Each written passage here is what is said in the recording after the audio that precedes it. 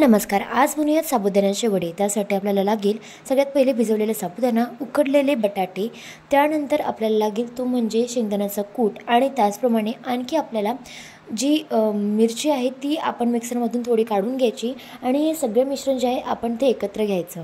त्यानंतर मग त्यामध्ये भगर पण तुम्ही ॲड करू शकता आणि चवीनुसार मीठ आणि तिखट टाकून घ्यायचं. आता या सगळ्या मिश्रणाला एका मोठ्या भांड्यामध्ये तुम्ही छान मिक्स करून घ्या आणि त्याची अशी कणिक तेमून घ्या जी तुम्हाला कन्सिस्टन्सीला वड्यासारखी ठेवता येईल. आणि तुम्हाला माहिती असेल की याआधी आपण जेव्हा साबुदाण्याच्या चकल्या केल्या होत्या तेव्हा पण असंच त्याचं जे होतं टेक्स्चर होतं.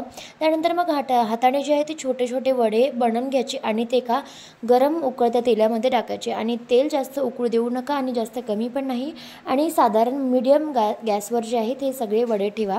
त्यानंतर तुम्हाला तुमचं जे वडे आहेत ते छान असे कुरकुरीत दिसतील आणि ऑरेंजिशपर्यंत त्याला तळू देत आणि त्यानंतर तुम्हाला तुमचे साबुदाण्याचे वडे एकदम छान दिसतील.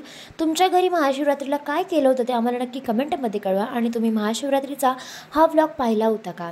आणि अशीच ही डिश तुम्ही सर्व करू शकता सगळ्यांनाच आणि उपवासासाठी एकदम उत्तम पण आहे. तर धन्यवाद.